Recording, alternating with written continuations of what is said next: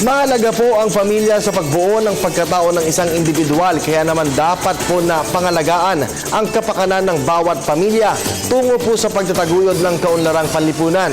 Bilang leader po ng Simbahang Katoliko, isinusulong ni Pope Francis ang mga hakbang upang mapanatiling buo at masaya ang bawat pamilya.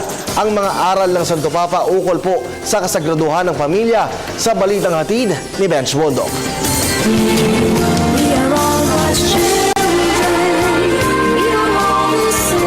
Ang pagsasama ng lalaki at babae, hudyat ng bagong simula ng isang mahalagang kabanata sa kanilang mga buhay, ang pagbuo ng pamilya.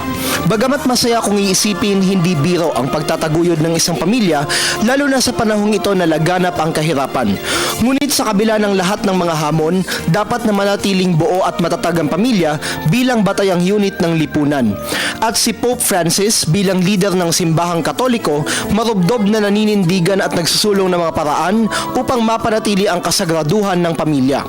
Para sa kanya, higit sa pisikal na gutom at uhaw, dapat pangalagaan ang dignidad ng bawat tao. Naniniwala ang Santo Papa na hindi matatamo ang kaunlarang pantao kung hindi pahahalagahan ang buhay. Kaugnay nito, dapat mangibabaw ang pagpapahalaga sa pamilya bilang pinagmumulan ng buhay. Ang pangangalaga sa pamilya nakapaloob sa ideya ng sama-samang pamumuhay na isang mabisang paraan upang maiwasan ang pagkakabahabahagi sa lipunan. Dahil dito, higit na mangingibabaw ang pagkakaisa na magbubunga ng isang maunlad at mapayapang pamayanan. Bukod dito, kinikilala rin ng Santo Papa ang papel ng mga lolo at lola bilang pundasyon ng pamilya. Sa kanilang patnubay, na ipapasa ang mahalagang aral at kaugalian na nakabase sa tuntunin ng moralidad. Ang pamilya rin ang sandigan ng daloy ng buhay sa daigdig. Dahil dito, kailangang mapreserba ang kahalagahan ng pamilya upang mapangalagaan ang kultura at iba pang aspekto ng sibilisasyon.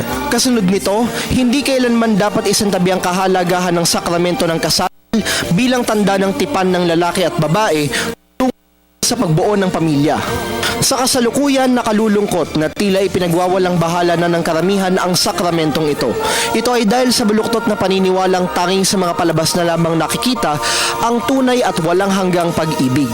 Sa halip, hinihikayat ni Pope Francis ang bawat isa na maging mga revolusyonaryo sa pamamagitan ng pagsugpo sa baluktot na kulturang ito. Nararapat lamang na isaisip na hindi lahat ng ginagawa ng nakararami ay tama. Kumbaga sa talinghaga, kung minsan, dapat na lumangoy ng taliwas sa agos na sinusundan ng karamihan.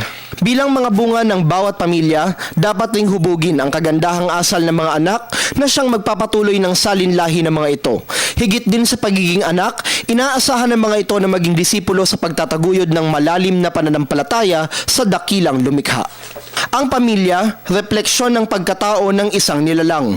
Kaya naman sa pamamagitan ng pagbibigay halaga sa papel ng pamilya sa lipunan, magpapatuloy ang buhay ng sangkatauhan tungo sa ganap na pagmamahalan at kapayapaan. Para sa Telebisyon ng Bayan, Bench Bondok.